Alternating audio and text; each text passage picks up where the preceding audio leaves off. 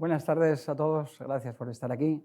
Lo primero que os voy a decir es que no hagáis nada por mí, que lo que tengáis pensado o tuvierais pensado en hacer por mí, que lo hagáis por Adela, por la asociación que, como ha dicho Nora, se encarga de ayudar y de dar eso que la administración, que la sanidad no nos da. Ella ha dicho que esta es una enfermedad cara, pero no es más cara que otras muchas enfermedades. Lo convierte en cara la falta de ayudas. Y solamente os voy a comentar una cosa para que seáis conscientes de ello. Como consecuencia de ser una enfermedad muy cara, lo que hace es a muchos compañeros y compañeras, cuando tienen problemas respiratorios y necesitas hacerte una traqueostomía para seguir en vida, lo que les hace decidir y dejarse ir, morir, es que sienten que son una carga inasumible económica para sus familias. Y creo que sinceramente que eso no lo podemos permitir, que ni una sola persona más deje este mundo por ese motivo. Entonces, eso es lo que estamos reivindicando, eso es lo que estamos intentando de visibilizar. Si podéis echar una mano, encantado.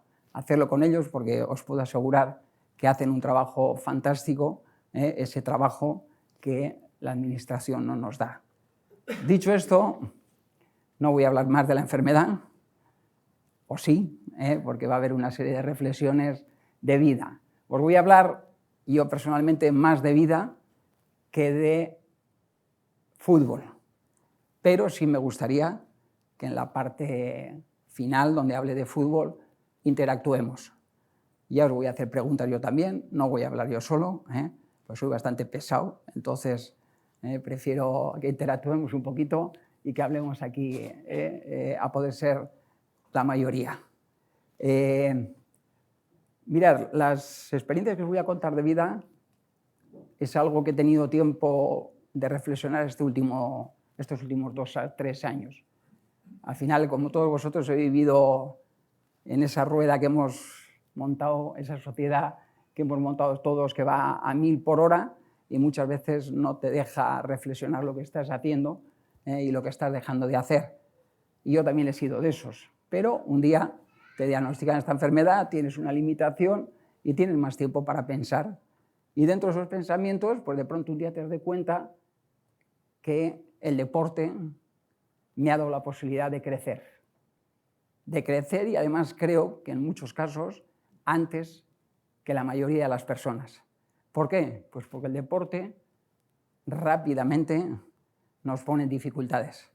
Las derrotas, incluso a los mejores, les acaban llegando más pronto que tarde. Y lo que conlleva una derrota, lo habréis vivido seguramente muchos aquí, es decepción, es frustración. Y el fútbol, tal como se compite, lo que tienes que hacer es levantarte rápidamente, porque si no lo haces, no vas a progresar. Entonces, ese competir continuamente, yo creo que también lo que hace es que te sientas cada vez más capaz, si eres capaz, para la redundancia, de superar esos momentos de dificultad, de decepción o de frustración. Entonces, yo creo que el deporte nos da la posibilidad de ser personas muy resilientes. Otro de los valores que yo creo que me ha dado la posibilidad el fútbol, el deporte, de adquirir, es el valor del compromiso. Porque desde bien pequeños lo que nos hacemos es comprometer con un club, con un equipo, con unos compañeros, con un staff.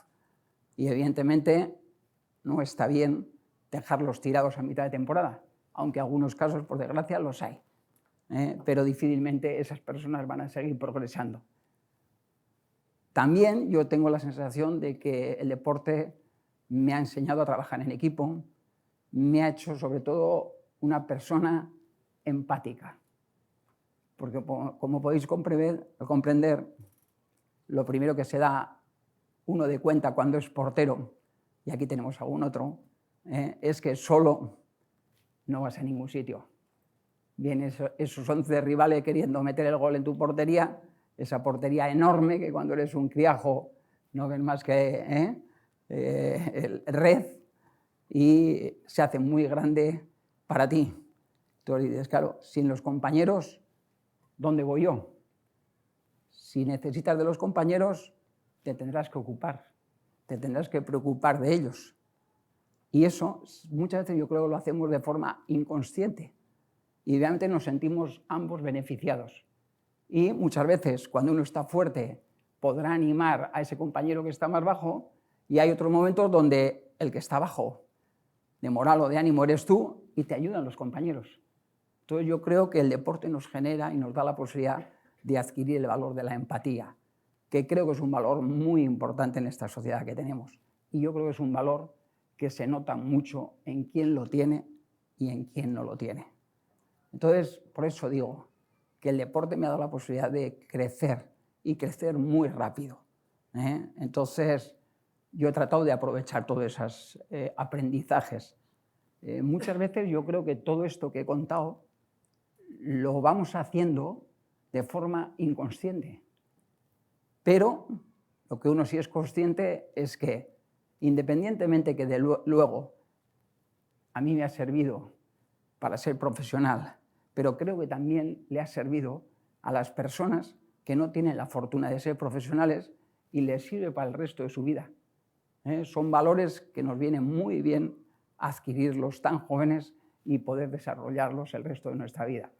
Entonces, ánimo, sobre todo a los que vais a entrenar chicos jóvenes, a los que tengáis hijos o hijas en edades tempranas, animarles a practicar deporte.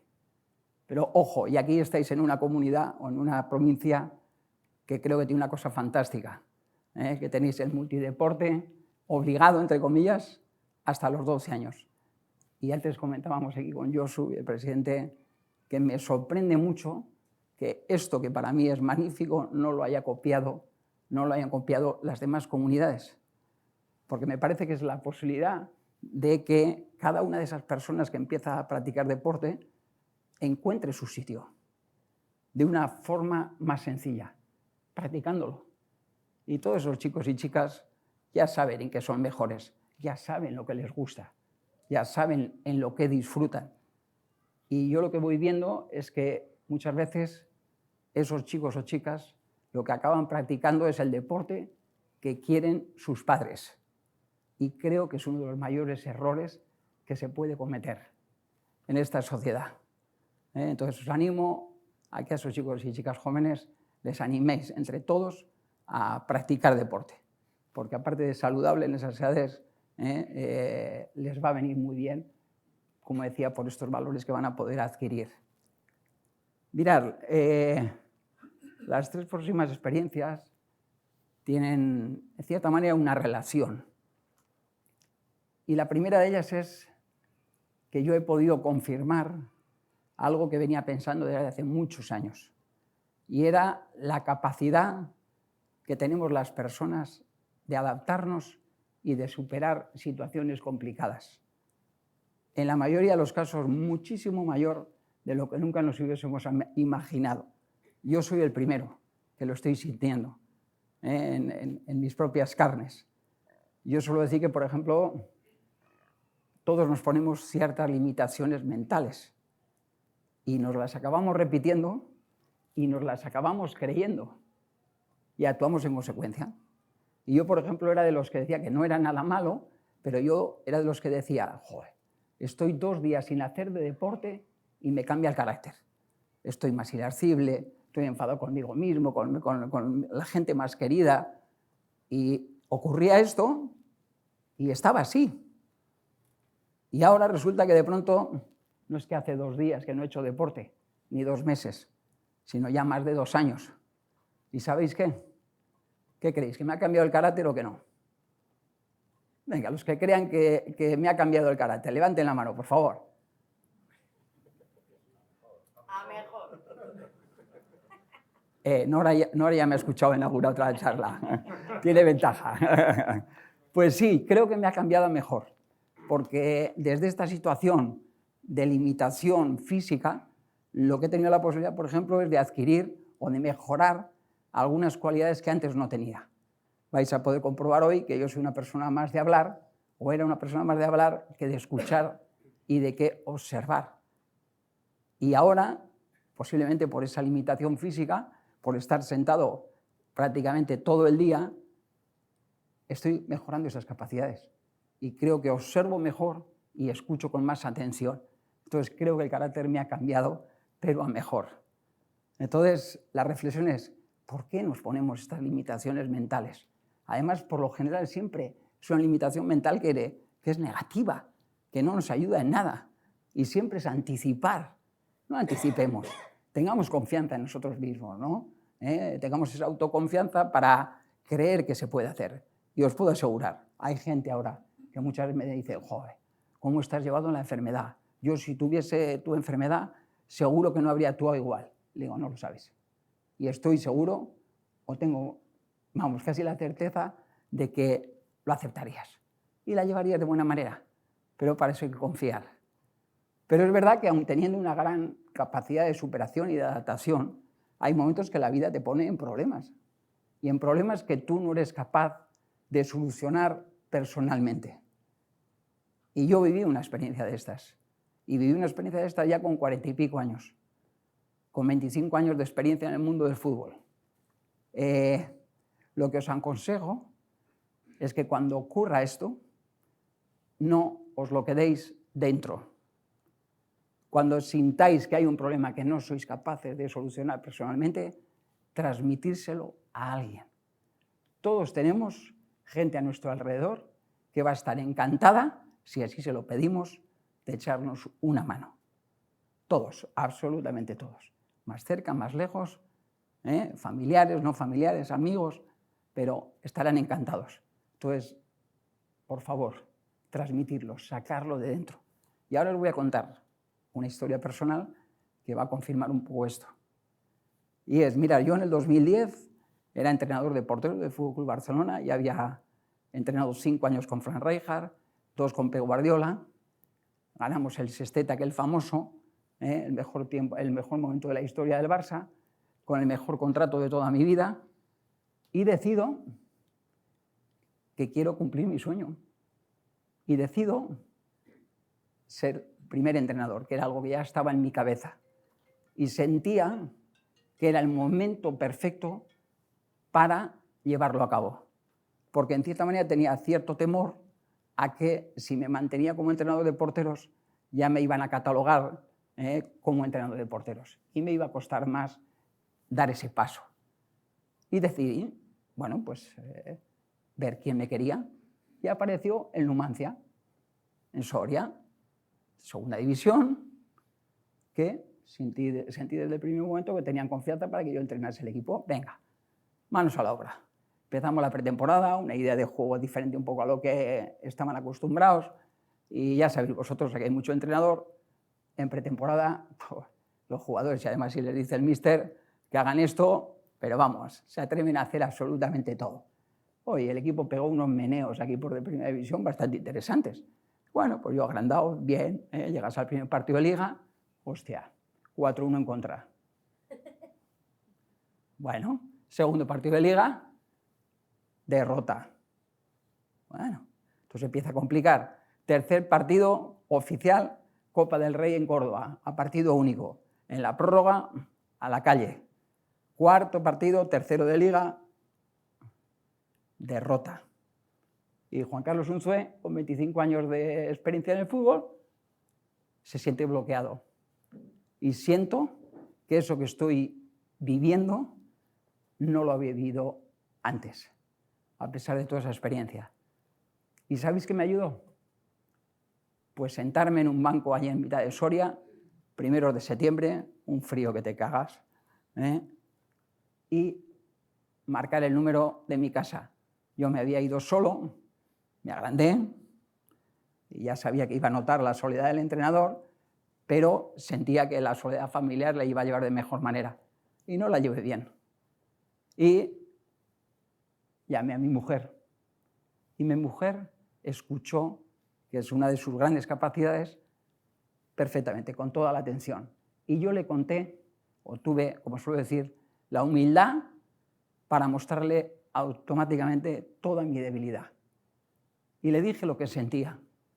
Y os podéis creer que cuando colgué ese teléfono, lo que sentí es una sensación de ¡guau! ¡Qué bien! qué alivio el hecho solo de transmitirlo.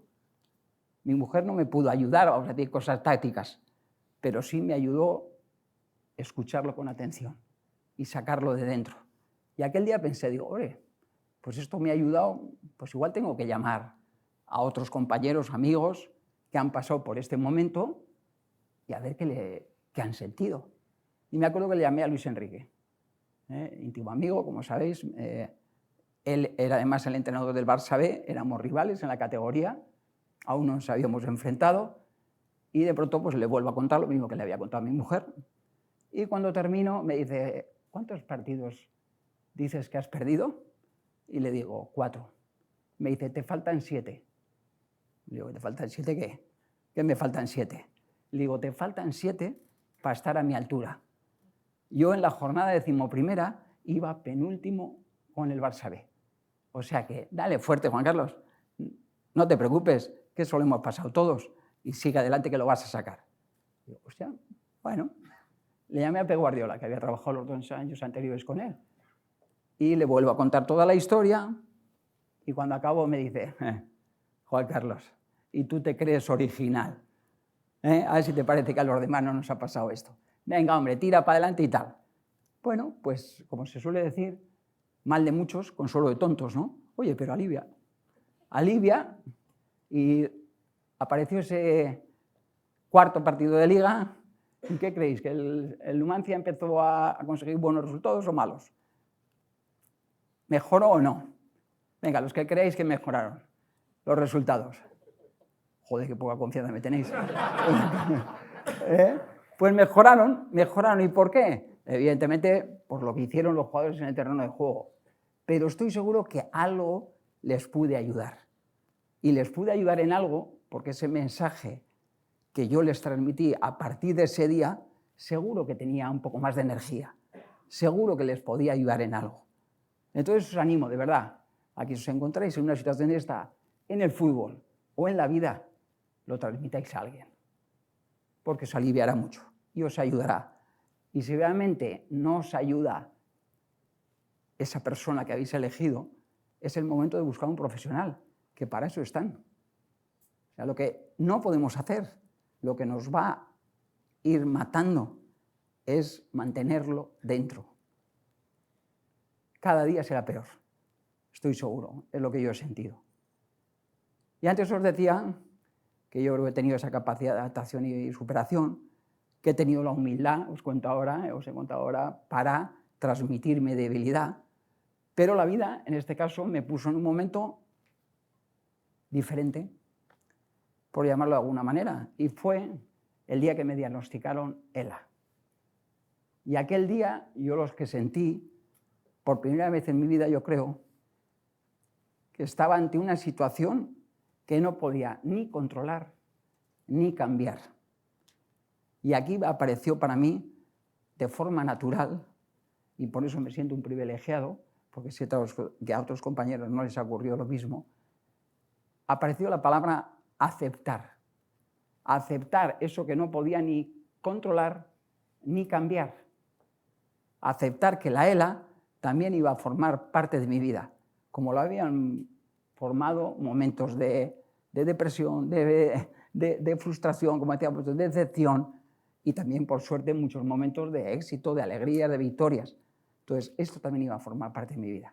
Y esa aceptación, os puedo asegurar que lo que me dio es la posibilidad de jugar unas malas cartas, que son las que tengo, pero no las puedo cambiar, de la mejor manera. Y eso me ha ayudado mucho. Y también os digo que yo me siento un privilegiado porque esa aceptación ha salido de forma natural el primer día. No es lo habitual, por desgracia, para otras personas. Quizá otra persona necesite una semana, quizá otra un mes, quizá otra un año. Y yo creo que nadie se tiene que desanimar porque no llega esa aceptación rápida. Todos necesitamos nuestro tiempo para pasar ese duelo, para aceptar. Pero lo que sí me atrevo a aseguraros, absolutamente a todos los que me escucháis, es que el momento que lo aceptas, todo dentro de la dificultad es un poquito más sencillo. Y estas tres, como habéis visto, tienen cierta relación, como os decía, ¿no? La última experiencia de vida que os voy a transmitir es algo que he encontrado cuando en estos 2-3 últimos años he echado la mirada atrás. ¿Y sabéis lo que me he encontrado? Una frase que me da muchísima tranquilidad. Y es: Juan Carlos, lo intentaste. Y ese lo intentaste está relacionado con la confianza. Como decíamos antes, pues, si no tienes confianza en ti mismo, ¿cómo lo vas a intentar? No lo intentas. Entonces, está relacionado con la confianza, está relacionado con que yo he sido valiente y atrevido. Porque cuando me ha apetecido, cuando he querido hacer algo, como ese cambio, ese año en el Fútbol Club Barcelona y cumplir mi sueño en Soria, que era donde me daban la posibilidad, ahora me da una tranquilidad enorme. No os podéis imaginar. Porque os podéis imaginar qué hubiese sentido yo en estos momentos, o hace un par de años, cuando hice esta reflexión, y lo que yo hubiese encontrado sería: si hubieses hecho esto, si hubieses hecho aquello. ¿Podéis imaginar la frustración que yo podría sentir? Y esa frustración estoy seguro que no me ayudaría a llevar la enfermedad como la llevo y de la manera que la llevo. Entonces, os animo a vivir con valentía, con atrevimiento, que cuando tengáis algo en la cabeza, evidentemente, no ahora ya pienso esto y lo hago. Le damos un par de vueltitas, ya le damos una tercera. Intentarlo. Os puedo asegurar que se vive mucho más tranquilo. Y esto era un poco lo que os quería contar, de esas experiencias de vida que he podido reflexionar y que he podido, bueno, pues sentir durante este tiempo, ¿no? Y aquí quería empezar un poco ahora, algo relacionado un poco más con el fútbol, pero que también es parte de la vida. Yo creo que al final acabamos siendo, o somos, crecemos y evolucionamos en relación a lo que vemos, a lo que escuchamos y a lo que hacemos. Y normalmente lo que hacemos siempre está relacionado con lo que pensamos. Entonces vais a comprender ahora, cuando os explique un poquito mi vida, el por qué yo me siento privilegiado. Yo siento que mi vida es plena, y plena hasta el día de hoy, no hasta el día del diagnóstico, por una razón. Mirad, yo he tenido la suerte de crecer viendo a mi padre, que fue un emprendedor, que creó una empresa de piensos compuestos, donde hemos trabajado todos los hermanos. Yo le he visto a él vivir su trabajo con pasión. Yo le he visto a él disfrutar de barrer la fábrica, el almacén, los domingos por la mañana, para que estuviese todo perfecto el lunes cuando llegase todas las personas, todos los trabajadores, a empezar la semana y trabajar. Entonces, eso muchas veces, o nunca lo había pensado cuando le veía, pero yo creo que es algo que estás viendo y que lo vas incorporando, y que es parte de ti también. Yo tuve la suerte de seguir creciendo, y esto está relacionado con el deporte, viendo jugar a un paisano de la mayoría de los que estáis aquí, a mi ídolo, que era Arconada. Tuve esa suerte, y fíjate si me marcó Arconada, que yo jugué mis 17 años de profesional con las medias blancas, como jugaba él. Ese era el motivo. Yo quería ser como él en cierta manera. Y de pronto sueñas con ser como él, y a los 4 años de pronto te enfrentas a él. Y he tenido el gusto y el placer de conocerle en persona este año, a él y a su familia, y evidentemente he conocido a una persona cercana, con personalidad, pero con las ideas muy claras también. Y no he sido muy de ídolos, de hecho os diría, ha sido la única persona que he tenido como un ídolo, además de mis padres, evidentemente. Yo tuve la suerte, después de evolucionar y de mejorar y de crecer, teniendo a entrenadores tan dispares, pero tan interesantes como Johan Cruyff, como Bilardo, como Luis Aragonés, como Javier Aguirre, como Miguel Ángel Lotina. Entrenadores que, siendo muy diferentes, me han enseñado muchas cosas. Y evidentemente he intentado aprender de todos ellos. Pero yo pensaba que sabía mucho de fútbol. Cuando terminé mi carrera deportiva como portero, y de hecho es de las poquitas cosas que me han quedado por hacer en esta vida, yo en aquel momento quería montar en Pamplona, cuando volví a jugar a Osasuna, mis 2 últimos años, una escuela de fútbol, porque quería transmitir todo aquello que me habían enseñado a mí, a chicos jóvenes en aquel momento. Ahora posiblemente serían chicos y chicas. En aquel momento mi idea, con toda sinceridad, pues era pensar más en chicos como yo había estado, ¿no? He tenido la suerte de crecer después también siendo o formando parte de un staff técnico con personas tan importantes para mí como Frank Rijkaard, que fue una persona que en lo personal quizá ha conseguido que remueva mi conciencia y que en cierta manera haya intentado ser en parte como él, siendo curiosamente una persona muy diferente a mí. Pero eso es lo que me llamaba la atención. Fran era muy tranquilo, era muy de escuchar, muy de observar, y yo era mucho más activo y de hablar, como os decía.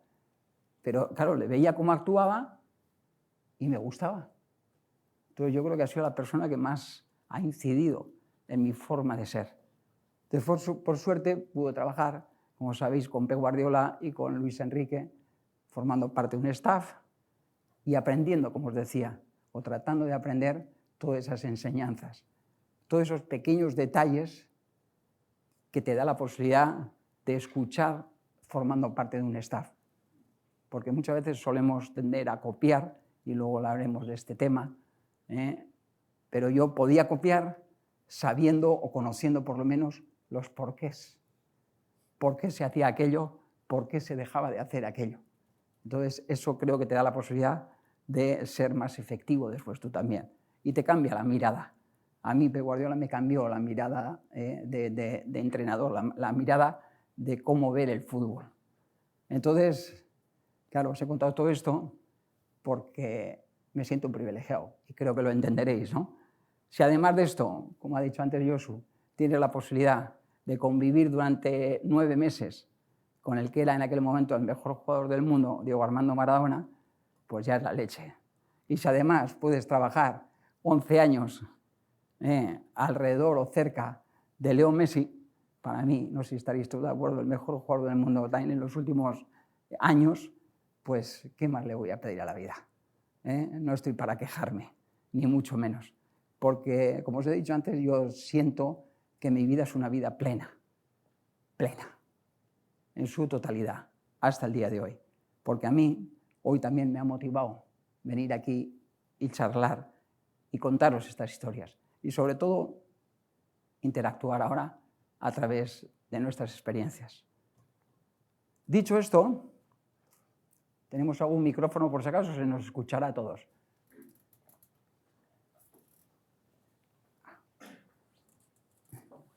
Lo digo porque voy a preguntar y no quiero hablar yo solo, como os he dicho.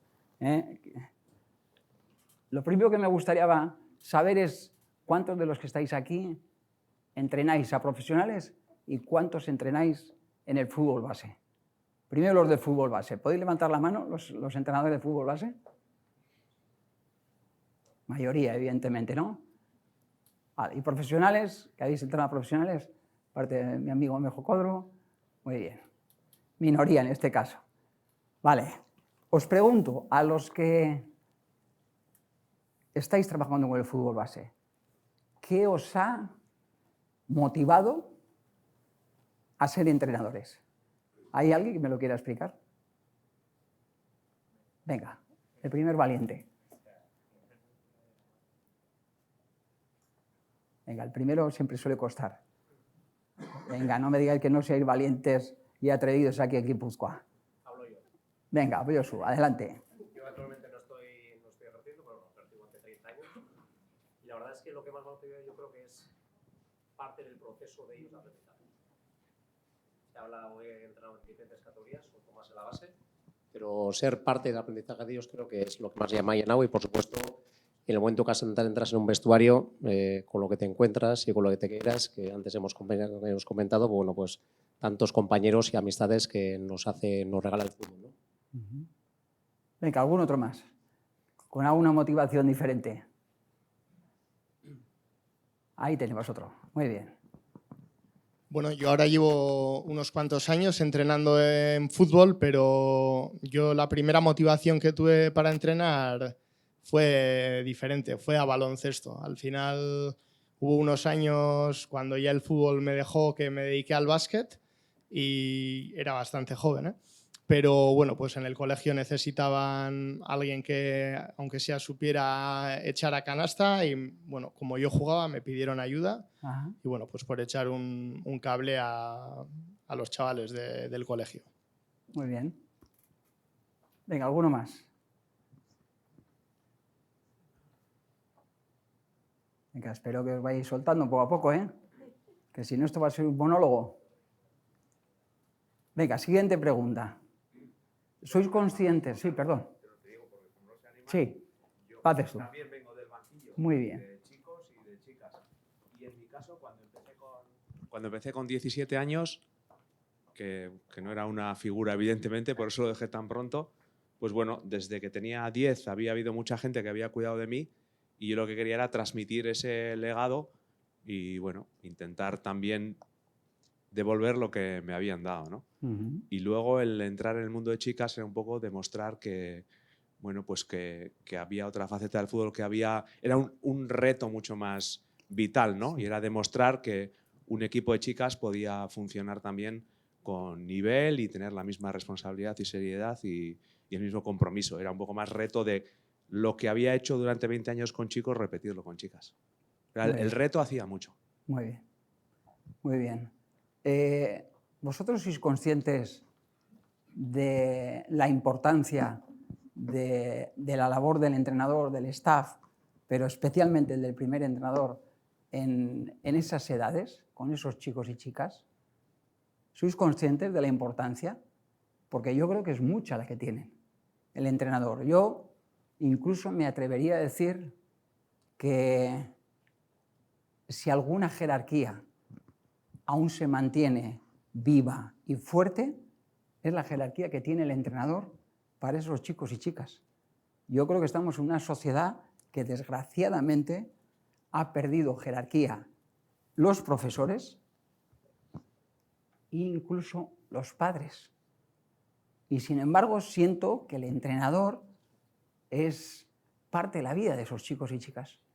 Y lo que les dice el entrenador marca. Y no solamente las cosas tácticas, no, las personales. Entonces, yo realmente creo que esto lo sentiréis todos. Sois una parte importante.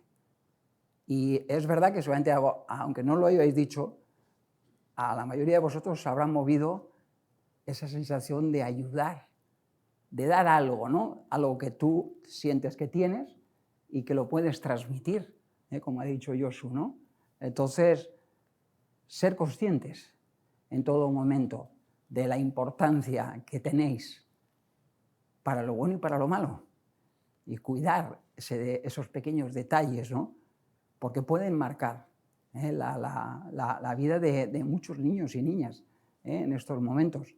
Entonces, es verdad que desgraciadamente el fútbol, yo creo que en muchas facetas y en la económica funciona un poco al revés, bajo mi punto de vista. Resulta que los que más cobran son los que ya están en profesionales, los que ya están trabajando con gente más preparada. Y sin embargo, esos que estáis iniciando y ayudando a que crezcan todos esos chicos y chicas, no estáis bien remunerados. Esa es la realidad. Pero a pesar de eso habéis decidido ser entrenadores. Es seguro que dentro de vuestra hay algo que os llama, que os apasiona. Yo entiendo que es una motivación para vosotros, el poder transmitir, el poder ayudar. Yo a veces me he preguntado, ¿por qué he querido yo ser primer entrenador? Ya no solamente esa primera vez.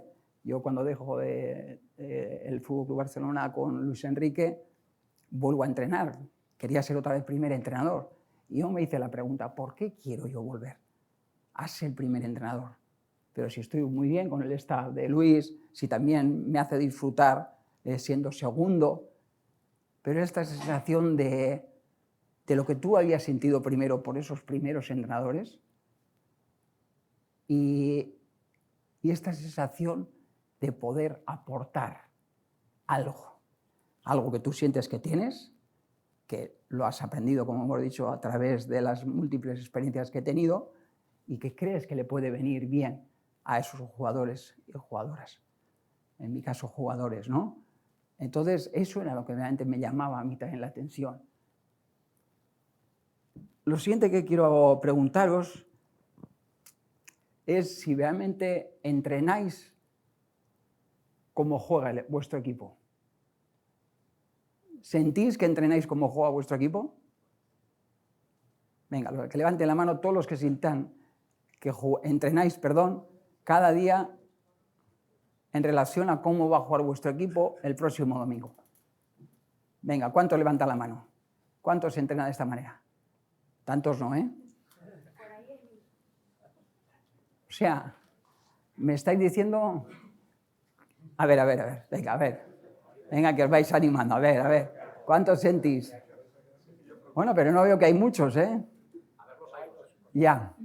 ¿Y cuál es la razón que os lleva a no entrenar como jugáis? ¿Me lo puede explicar alguien?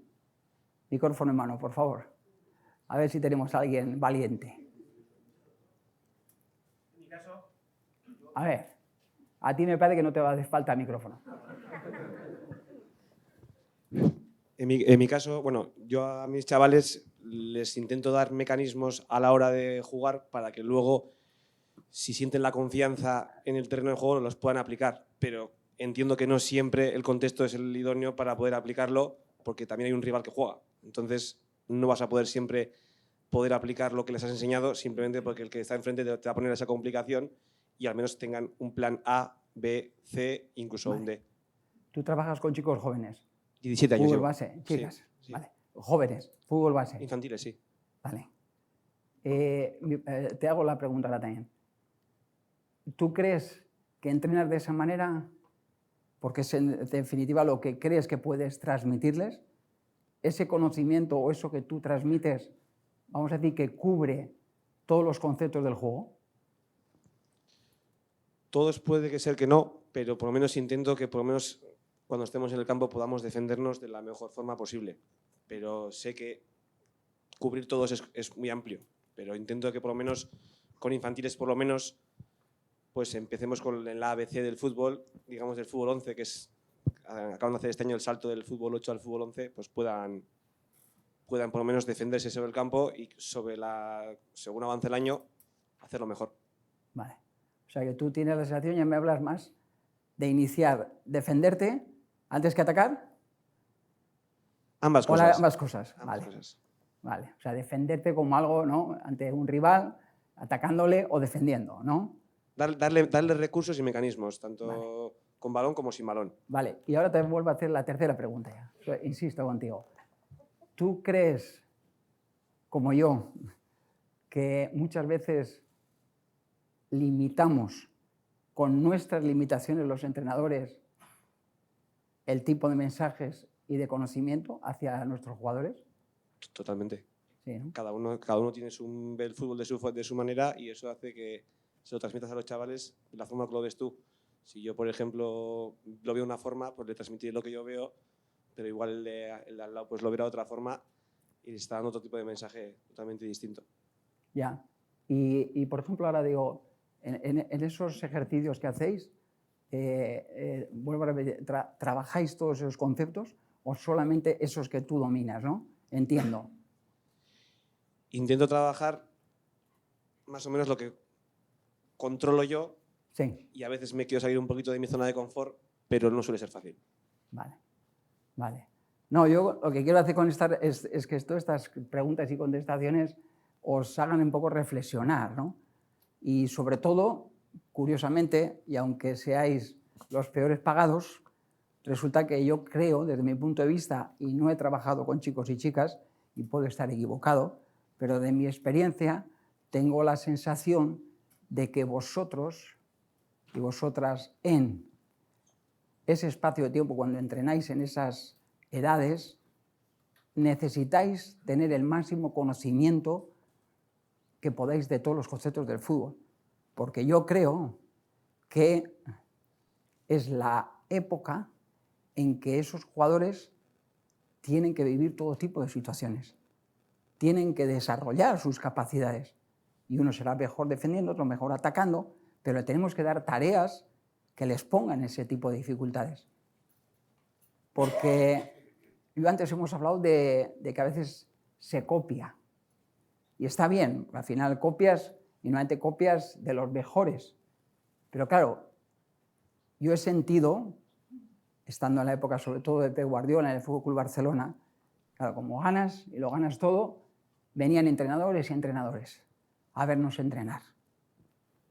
Y yo he visto después a muchos equipos, no solamente profesionales, sino equipos de fútbol base, que de pronto hacían un 4 contra 4 más 3 y lo jugaban en el mismo espacio que lo jugaban los jugadores del Fútbol Club Barcelona. Y le digo, hostia, qué fenómenos, ¿no? Tienen estos entrenadores en su equipo. Entonces, claro, se copia la tarea, pero no se sabe exactamente, creo yo, cuál es el objetivo de esa tarea. Y yo, por ejemplo, creo que los juegos de posición para mí son la base. He estado muchos años en el Fútbol Club Barcelona, como comprenderéis, me ha llenado eso, he conocido esos pequeños detalles y creo en su importancia. Pero también creo en que si solamente trabajas juegos de posición, como decíamos antes, te estás dejando muchos conceptos que trabajar y muchas capacidades que mejorar en el día a día. Y en esas edades yo creo que tienen que intentar, o hay que intentar mejorarles en todos los aspectos y conceptos del juego, desde mi punto de vista. Entonces, claro, dices, ¿cuál es el objetivo de un juego de posición 4 contra 4 más 3?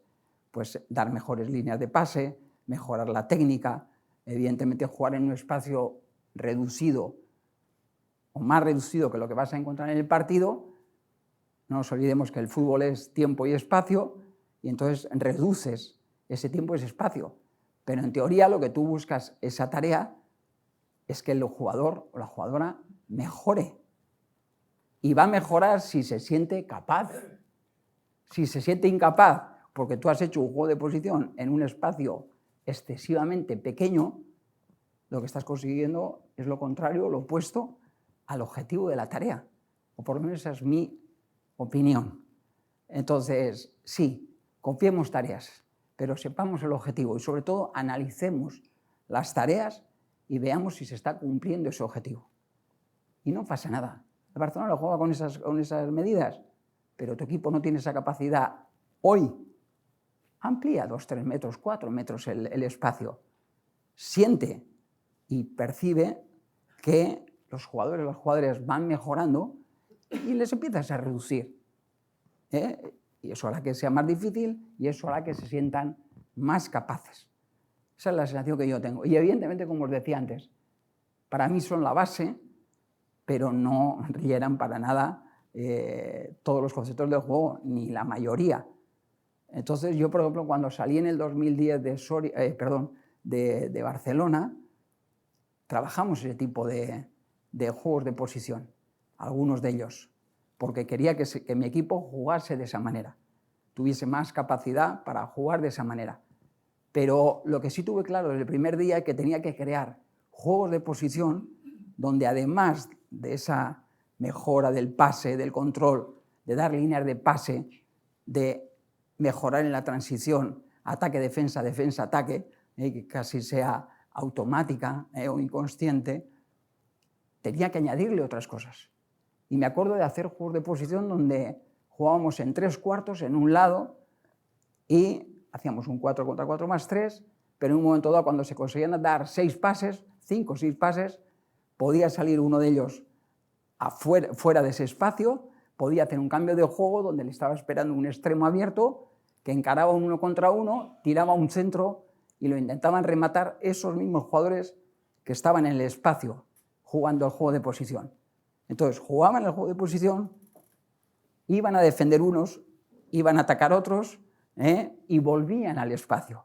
Entonces yo lo que rondaba en mi cabeza era hacer esos juegos de posición mucho más completos, porque entendía que solamente con esos que yo había conocido, pues, como os decía, no iba a mejorar las capacidades de los jugadores. Entonces, actué de esa manera. Mirad, yo cuando estaba con Pep trabajando, un día le dije, no, Pep, ¿por qué no hacemos situaciones pues, más de ataque, movimientos en profundidad? Y me dijo, pues mira, Juan Carlos, no lo hacemos primero por cómo competimos. Prácticamente lo hacíamos cada 3 días. Me dice, no quiero correr riesgos de que la gente se me lesione. Y haciendo ese tipo de trabajos, él sentía pues, que había más posibilidades, eran evidentemente más agresivos que los juegos de posición. Pero quédate tranquilo, que yo sé que necesitamos ese tipo de movimientos. Y entonces, ¿sabes cómo lo vamos a compensar? Comprando jugadores que tengan esas capacidades. Y, evidentemente, pues se firmaba a Alexis, se firmaba a Henry, estaba Eto'o, jugadores, David Villa, que tenían como principal característica esos movimientos en profundidad, que no trabajábamos en el día a día. Pero ¿sabéis lo que pude comprobar con un jugador? Con Alexis, chileno. Él llegó y él vino al FC Barcelona para hacer lo que hacía en sus anteriores equipos, que era de cada 10 movimientos, 9 le salían de forma natural en profundidad. Y llegó al FC Barcelona y empezó a hacer ese tipo de movimientos. Siguió haciendo lo que hacía, pero iban pasando los meses y, claro, iba jugando juegos de posición. Y él, evidentemente, lo que sentía es que en esos juegos de posición mejoraba y que era más capaz del primer día a los 6 meses. Pero, claro, no se daba cuenta que no era lo mismo que él jugase dentro que jugase Messi o que jugase Xavi o Iniesta. Eso no lo captaba. Y entonces, ¿qué pasó? Que de 9 movimientos en profundidad, cada 10 situaciones, empezó a echar 7. Y a los 6 meses, 5. ¿Y qué pasó? Pues que se convirtió en un jugador, sí, mejor en esa capacidad de relacionarse y de tocar y de generar, vamos a decir, superioridades dentro, pero perdió justamente la capacidad que le había traído al FC Barcelona. Y él después, he seguido un poco su carrera y he visto que aquello no lo ha vuelto a recoger. Y sin embargo ha sido un jugador más de venir, pues eso, a tocar y tocar bien, sí, juega bien, pero para mí perdió la mayor capacidad. Entonces, mi reflexión, ¿cuál es? Que, vale, está bien que traigas jugadores con esas capacidades, pero si entrenas de la misma manera durante un tiempo, incluso esos jugadores que tienen esa gran capacidad, la mantienen. Entonces van a ser buenos jugadores que pasan, que controlan, pero no van a tener capacidad para hacer ese movimiento o para irse con 1 contra 1. Entonces ahí está lo que os decía antes, creo la necesidad de hacer trabajos, además de los juegos de posición y de esos juegos de posición con diferentes movimientos y situaciones más direccionales, movimientos específicos. Estaremos todos de acuerdo que si algo nos falta en España a día de hoy es jugadores extremos, por ejemplo. O incluso tenía un amigo entrenador que me decía, Juan Carlos, casi me cuesta más ahora encontrar defensas que realmente defiendan bien que defensas que realmente jueguen o con la pelota en buenas condiciones. Entonces, yo creo que se ha perdido estos años como consecuencia quizá de copiar a ese equipo que lo ganó todo, solamente esa parte de de los trabajos. O yo por lo menos lo siento así. Si hay alguien, y aquí hay algún entendido muy importante como Mikel Echarri, si tienes algo que decirme, dímelo, por favor, Mikel.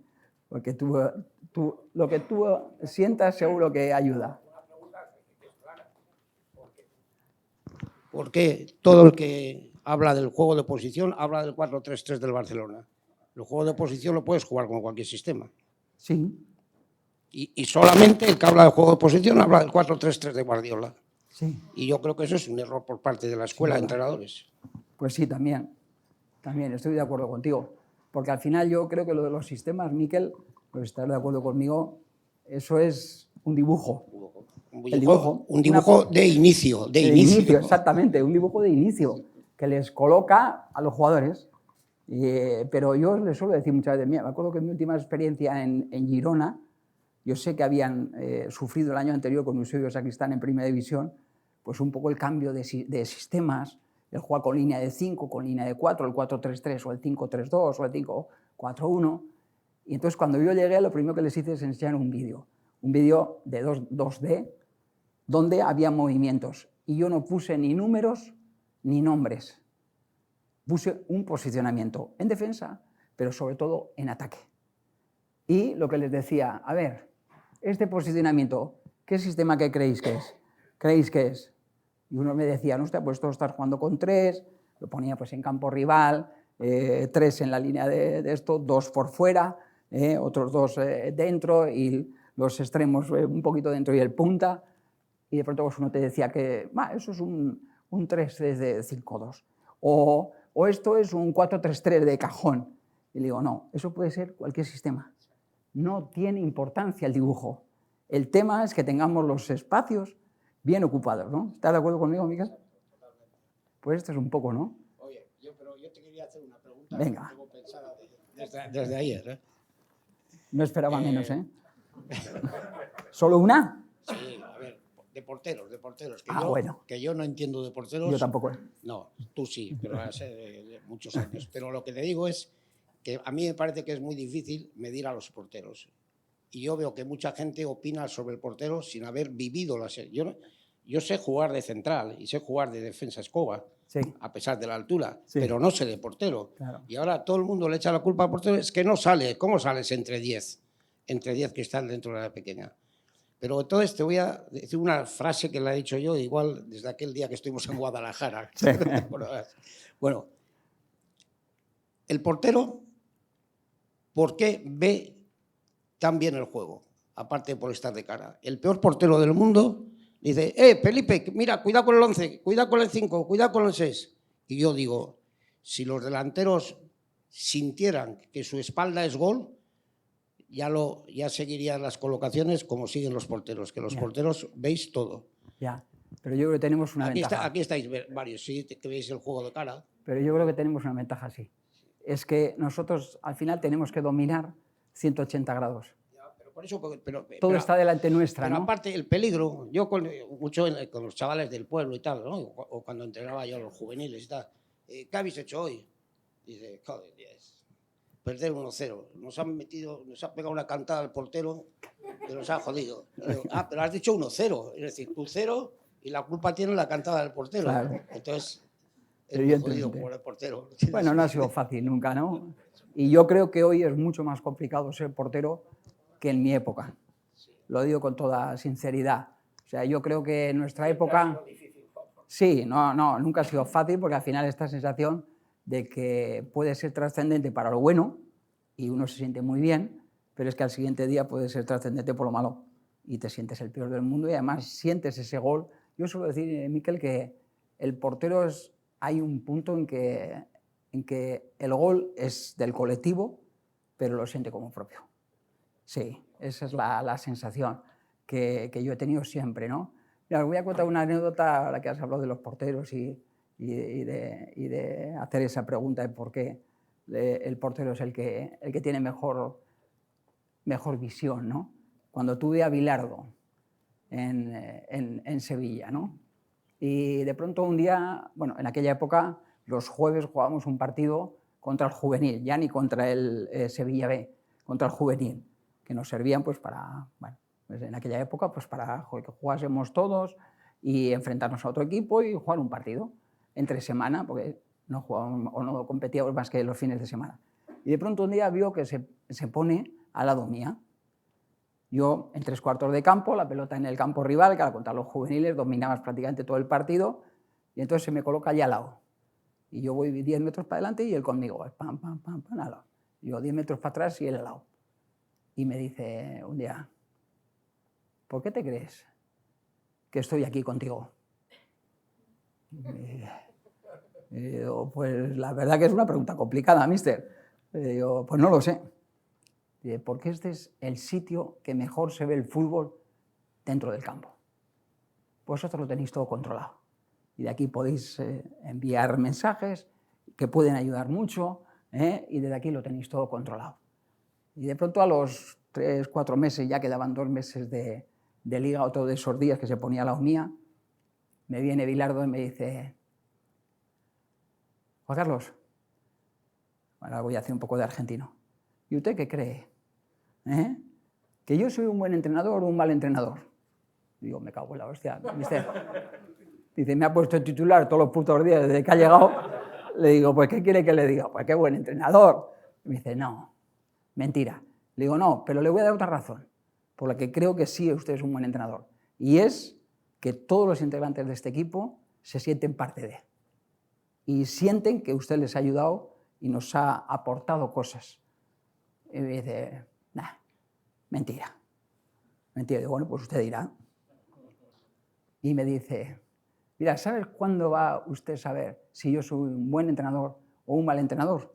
Y sobre todo, yo voy a saber si he sido un buen entrenador para vosotros o no, cuando yo venga el año que viene a veros un partido y vosotros hagáis cosas que yo os he transmitido en este año, independientemente del entrenador que tengáis.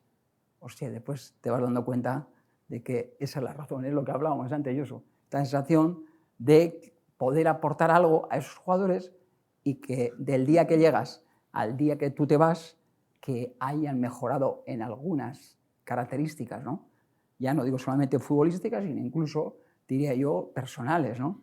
Entonces dices, hostias, ¿cómo sabía aquel? Claro, ahora te suena esto más, esto, pero en aquellos años... Yo leí una vez, antes del Mundial de Italia, dio una charla en la Federación Española de Fútbol. Ajá. Y me pareció muy bueno. Sí, era muy diferente. Sí, pero explicaba como en tercera división, ¿eh? Es decir, central, tal, pum, sales tú, sales libre o no, ahora tal. Con mucha sencillez. Sí, sí, sí. Es que yo creo que es... Pero tenía mala fama. Bueno, yo, mira, no sé si estaréis de acuerdo conmigo, aquí vamos a entrar en un debate también interesante. Yo creo que aquello que nos enseñó, o aquello que nos enseñaba a Miquel y para todos los demás, lo que yo tengo la sensación es que nos llamaba la atención porque no lo habíamos oído nunca. O sea, era un transgresor para nosotros. Además, no es que te lo decía nada más. O sea, lo que te explicaba se había traído como unas 2000, y no estoy exagerando, cintas VHS, que aquí los jóvenes no saben el VHS lo que es, unas pedazos de cintas así. Pues se trajo 2000 en un paquete con momentos del juego que él, después de decirlo, si ocurría, te lo enseñaba. Entonces, claro, no era que solamente te lo decía, tú lo veías en el vídeo que ya le había pasado. Entonces ya como que te anticipaba. Y es verdad que yo, más allá de que yo lo he conocido ese año, he hablado mucho con él, y yo creo que tenía una idea futbolística muy interesante, yo lo que creo que tenía también es esa idea de transmitir que juegas al límite entre lo correcto y lo que no es correcto. Y entonces yo creo que él nos ayudó a tener un recurso, a que en un momento dado, pues minuto 85 vas ganando 1-0, no se juega más. Y aquello que en aquel momento yo siento que era un recurso, no sé si estaréis de acuerdo conmigo, hoy se ha convertido en un hábito, especialmente en la Liga Española. O sea, yo ahora veo que empiezas un partido y al minuto 1 muchos jugadores, muchos equipos están ya tratando de engañar al árbitro, de exagerar cualquier golpe que los hay en el fútbol, como no lo va a ver, ¿no? Entonces, yo creo que se ha convertido algo que podía ser interesante y que era un recurso en un hábito. Y lo que está haciendo, bajo mi punto de vista, es generar que el espectáculo sea peor, porque tiene menos ritmo. ¿Estáis de acuerdo conmigo o no? ¿Sí? Bilardo, de hecho, lo ha utilizado como recurso. ¿Perdón? Bilardo lo ha utilizado como recurso. De inicio sí. Claro, él no quería... él lo que no quería que eso fuese un hábito, ¿no? Pues posiblemente no. Quería que lo utilizara solamente él. Pues también, No. también. Pero claro, al final lo acabas enseñando y no lo comunicabas, o sea, no lo hacía él solamente, sino que lo hace todo el mundo. Y volvemos a lo de copiar, ¿no? Lo de copiar, pero, ostras, copiar con sentido, ¿no? Porque al final lo estamos cargando, yo creo, el espectáculo. Y esto no deja de ser un espectáculo, ¿eh? Juanca, déjame hacerte una pregunta, por Dime. favor. Antes hablabas de Barcelona e incluso hablabas de Alexis y del cambio de lo que tenía que hacer y que había perdido un poco lo que era su fuerte. Sí. Y después de salir de Barcelona nunca se ha encontrado tan bien como antes de venir a Barcelona. ¿No te parece que los jugadores o incluso los entrenadores, una vez cuando salen de club de Barcelona, pues salen como muy condicionados o incluso diría yo como limitados, ¿no? Como que ahí está la cátedra y el fútbol se juega de esta forma, ¿no?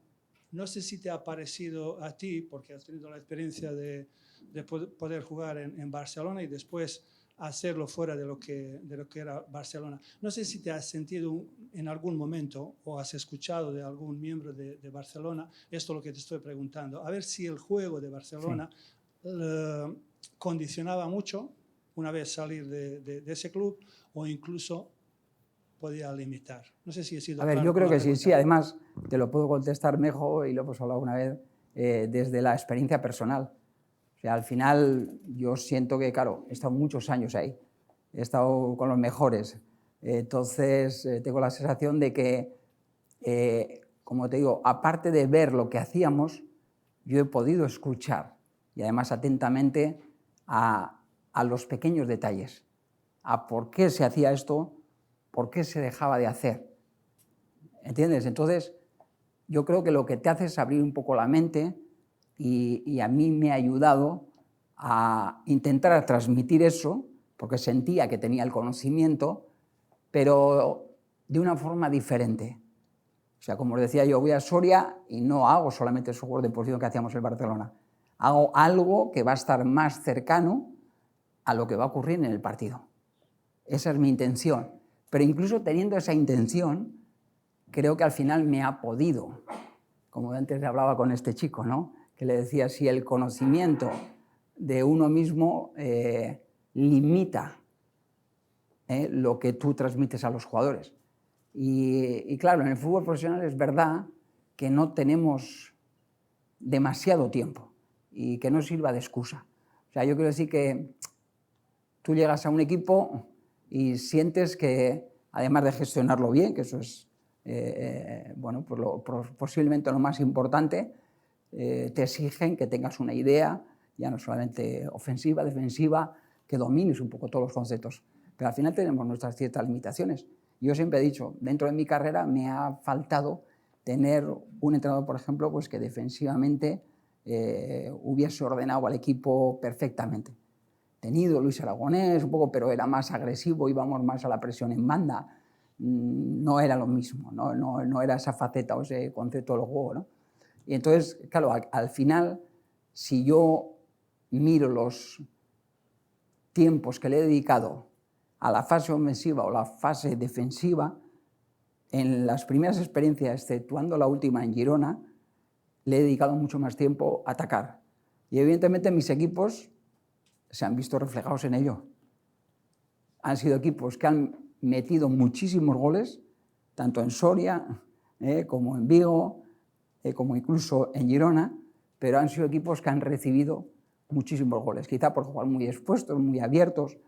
Entonces, bueno, a mí me llamaba más la atención esa parte, por lo cual me había condicionado ese día a día en el Fútbol Club Barcelona. Pero también te digo, Mejo, yo mi última experiencia en Girona, en segunda división, después de tener ese tiempo para reflexionar, pensé, quizá esto que estaba haciendo en el Celta, aun sintiendo que era lo mejor que podía entrenar y las mejores tareas para hacerlo, y creo que era una buena opción, decidí, voy a cambiar y voy a darle un poco más de tiempo al aspecto defensivo y vamos a trabajarlo más. Voy a dejar de priorizar de inicio ese inicio y progresión del juego, que los jugadores vayan adquiriendo confianza y en un momento dado, poco a poco, ir metiéndoles esa parte. Y ¿sabes qué? No duré más que 4 meses trabajamos, 12 jornadas. Trabajando muchísimo más o más lo defensivo que lo ofensivo. ¿Y sabes qué pasó? Que los números eran prácticamente los mismos que había tenido con los anteriores equipos. Un equipo que metía muchos goles, pero que recibía muchos. Y un equipo que ganaba mucho, pero perdía mucho. Muy pocos empates. Entonces, ¿sabéis cuál es mi conclusión o mi reflexión? Que depende mucho de lo que nosotros podamos transmitir o no. Pero yo creo que la clave está en el tipo de jugadores que nosotros tenemos. Y esa plantilla que se había hecho era una plantilla más pensada en lo que yo había hecho hasta entonces, que era atacar. Y yo decía, trabajábamos en defensa, lo entrenábamos, llegaba el domingo y los jugadores estaban donde queríamos y donde habíamos trabajado. O sea, bien colocados. Pero sus características no daban para ser efectivos. Entonces la conclusión es esta, pues que lo más importante y lo que tenemos que analizar es qué plantilla tenemos, sobre todo en el fútbol profesional. Vuelvo a repetir, ¿no? Creo que en el fútbol base se debería, de mi punto de vista, trabajar la mayor amplitud de conceptos del juego para poder desarrollar el máximo de capacidades a cada uno de esos chicos o chicas que tengamos bajo nuestra tutela. Me he ido por las ramas, pero te he contestado de todo, ¿no? Está bien, está bien. No, como lo hemos hablado esta tarde, hemos comido juntos, pues el papel individual dentro de un trabajo colectivo. Me gustaría que dijeras un par de palabras y dejo el micrófono, porque si no me lío. Sí, hemos hablado con Mejo del tema de los trabajos específicos o individualizados. Y él me decía que él siente también que hemos trabajado mucho el colectivo estos últimos años en España. Y curiosamente, no es casualidad, tenemos muy buenos jugadores en muchos equipos, pues que técnicamente son buenos, una buena línea de pase, que son capaces de construir. Pero, como decíamos antes, no tenemos jugadores o nos cuesta mucho encontrar un jugador que tenga esa capacidad para hacer 1 contra 1. O, que hemos hablado de este detalle, que me llama mucho la atención, los delanteros, que no hacen movimientos de engaño. ¿Alguno de los que estáis aquí trabajáis algún momento, alguna tarea para mejorar ese movimiento de engaño antes del remate? ¿Ninguno? No os sintáis que sois los únicos, ¿eh? Yo tampoco lo he hecho en el tiempo que he estado. Y bueno, son cosas que vas reflexionando. Y yo, por ejemplo, hablábamos de los delanteros que había ahora pues, a nivel mundial. Pues Haaland, Benzema, Lewandowski. Yo le decía a Mejo, ¿no? ¿Cuál te gusta más? ¿Cuál crees que es el mejor rematador? Evidentemente los dos coincidíamos que Haaland.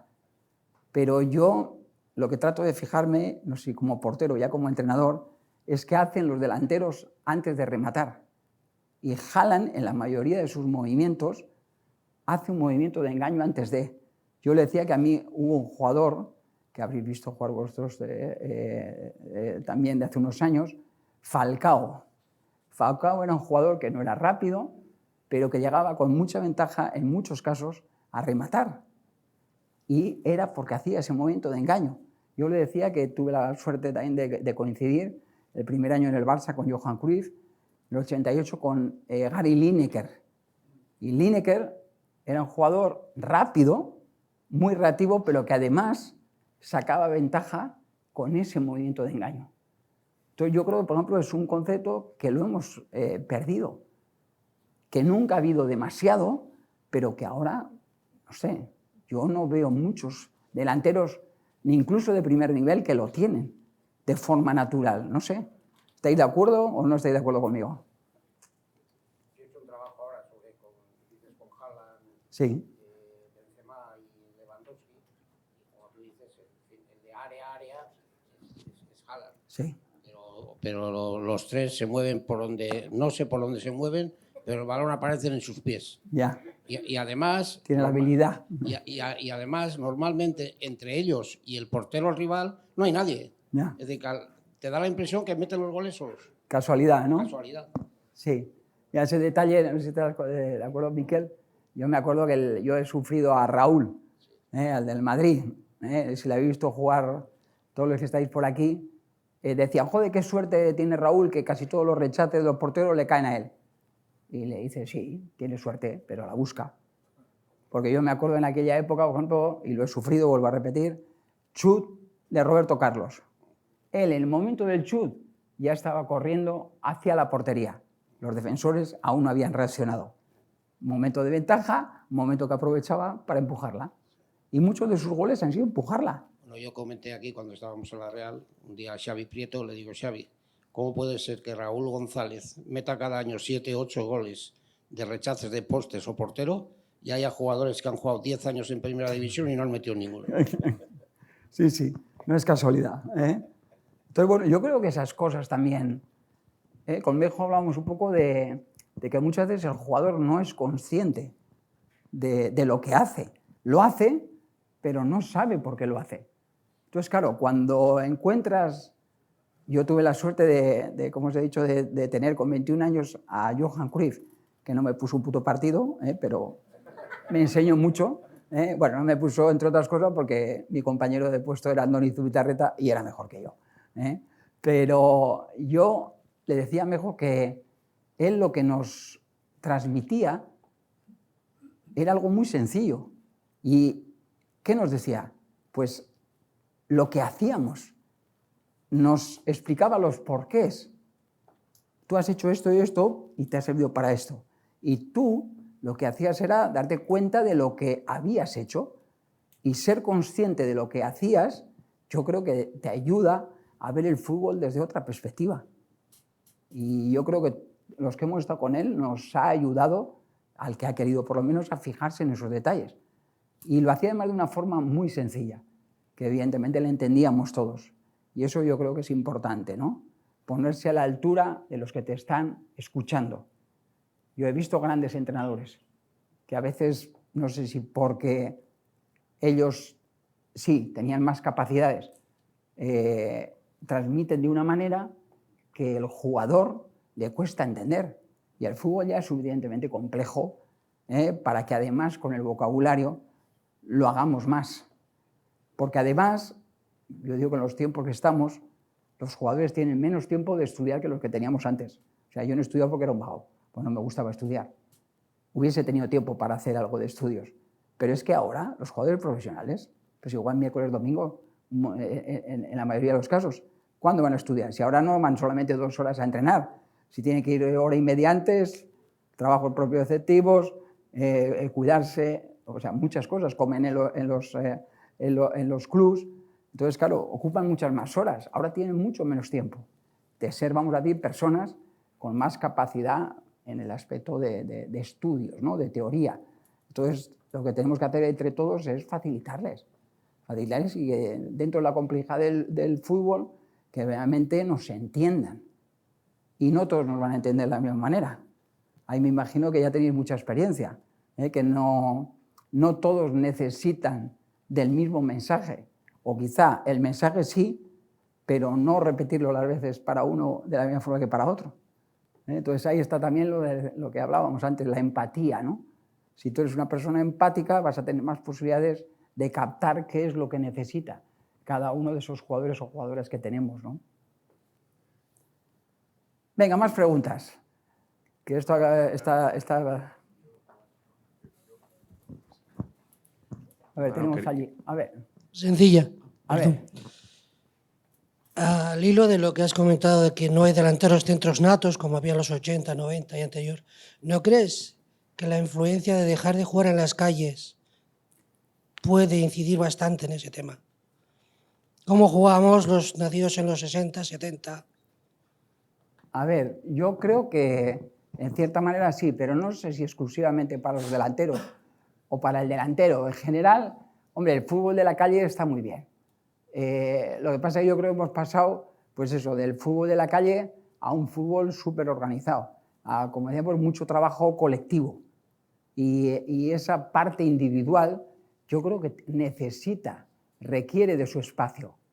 Y yo creo que es un espacio necesario para la mejora, desde la individualidad en el colectivo. Y yo siento por lo menos que eso es un poco así.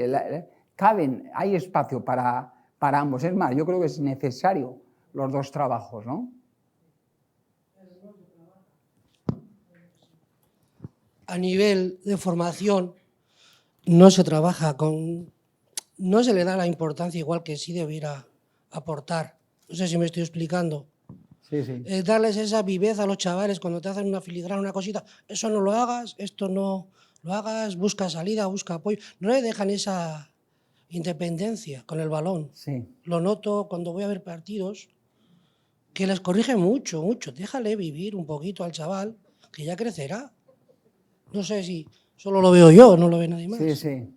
Ya, yo me acuerdo, por ejemplo, cuando fui a Vigo de primer entrenador, tenía un extremo muy habilidoso, color danés.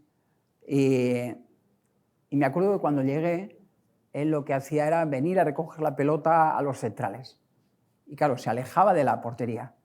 Y yo le decía, mira, quédate tranquilo, nosotros vamos a tener un plan que lo que va a hacer es llevarte la pelota a ti, donde tú puedes ser más trascendente. Y entonces tratábamos eso, pues de llevarle la pelota y que en vez de tener que superar las dos líneas del rival, tuviese una nada más para superar. Vale, ¿qué ocurría? Que de pronto ese plan llegaba ahí, llegaba la pelota a ese extremo y el extremo de pronto la perdía y los compañeros se enfadaban. Y me acuerdo un día que les paré el entrenamiento y les digo, ¿cómo? Mirad, vuestro compañero en esa posición ya está haciendo un esfuerzo para aguantarse y para tener la paciencia de recibirla donde puede ser más trascendente.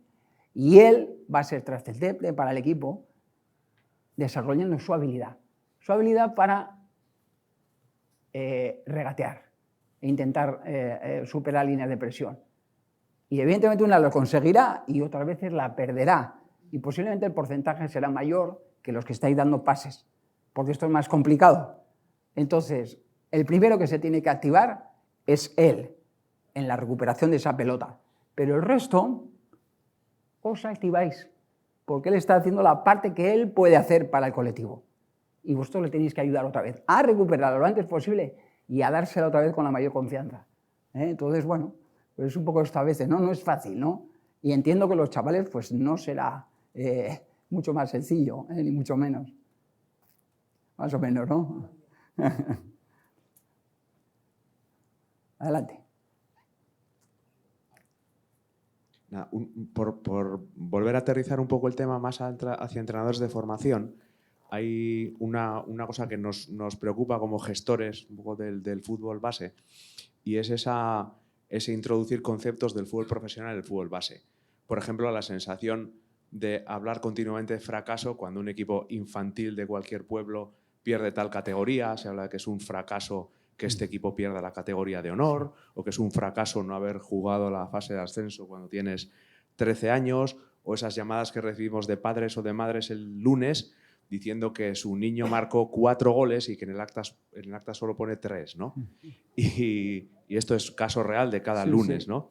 Entonces, como comentabas que tu situación te ha permitido reflexionar muchísimo sobre muchos apartados de la vida y del fútbol, ver cómo ves ahora ese concepto de fracaso o de necesidad de conseguir todos los objetivos y si no hacemos un drama de ello, un poco tu opinión sobre esto aplicado al fútbol y a la vida, ¿no?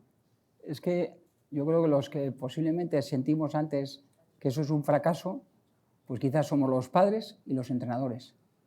¿Pero por qué sentimos eso? Pues estamos pensando en nosotros. Entonces, yo creo que cuando se entrena a un equipo de chavales, tú lo primero que tienes que hacer es aportarles cosas. Todo ese conocimiento que decíamos que tenemos. Y ojalá que sea el máximo posible. Entonces, si tú has aportado absolutamente todo, dice, no, es que hay que competir bien, y que con gran intensidad. Y yo soy un ganador. Todos estos comentarios que se hacen, ¿no? Y le digo, a ese que habla de ganadores, ¿no? Digo, ¿y conoces a alguno que es perdedor? Le digo, porque hay algún chaval o chavala, cuando tiene esas edades, no quiere ganar, no quiere quedar retratado. ¿Conocéis a alguien? No. En esas edades que tenemos, que todos queremos ganar y queremos estar por delante del de al lado, ya no del rival, del compañero. Entonces, en eso yo creo que no hay que animarles demasiado, hay que aportarles conceptos del juego y hay que ayudarles en ese crecimiento personal. Esa es un poco la sensación. Pero yo creo, y vuelvo a repetir, no he trabajado con chavales y me puedo estar equivocando, pero mi sensación es un poco por lo que he visto, pues que muchas veces, y por eso os preguntaba al inicio, ¿cuál es vuestra motivación? ¿Qué os ha llevado a entrenar a chavales? ¿Queréis en un momento dado y priorizáis entrenadores más de adultos o en una categoría mayor que pueda estar mejor remunerada? ¿O realmente sentís que tenéis la vocación de ayudar a esos chavales y a esas chicas a mejorar como personas y como futbolistas? Yo lo único que espero es que de esta charla no hagáis nada de lo que os he dicho, pero sí que reflexionéis. Sinceramente, si hago reflexionar a alguno de vosotros, ya la charla, para mí por lo menos, habrá tenido o habrá sido beneficiosa. Eso es lo que yo voy a sentir. ¿Alguien más? ¿Alguna duda más? ¿O queréis ir a cenar ya?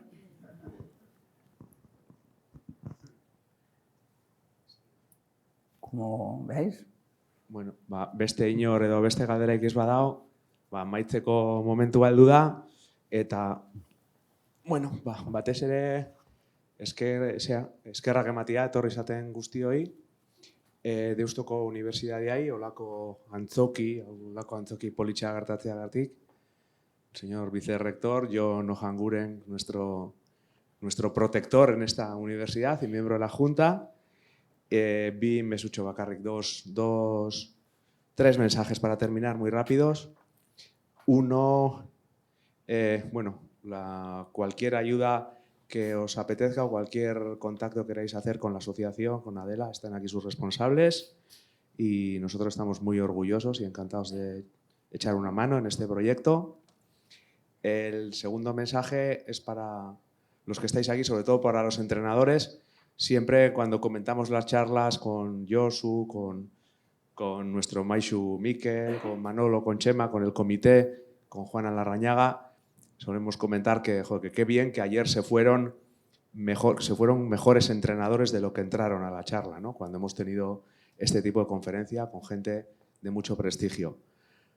Bueno, hoy nos vamos con la tranquilidad y con el orgullo de que salimos de aquí mejores entrenadores, pero sobre todo salimos mejores personas. Y por último, Juan Carlos, bueno, tú has dicho que no eras muy de ídolos, que solo tenías Arconada. Nosotros, como lo de ídolos nos parece así una palabra muy de otro calado, lo que sí tenemos es referentes en el fútbol guipuzcoano, por tradición en este fútbol, por historia y porque hay gente fantástica hoy trabajando en todos los clubes. Pero a partir de hoy tenemos un referente más para el fútbol y para la vida, que es Juan Carlos Unzué, que para siempre será recordado con un cariño enorme en esta casa. Es que ricasco, Juan Carlos. Muchísimas gracias. Un placer. Gracias. Muchas gracias. Gracias. Gracias.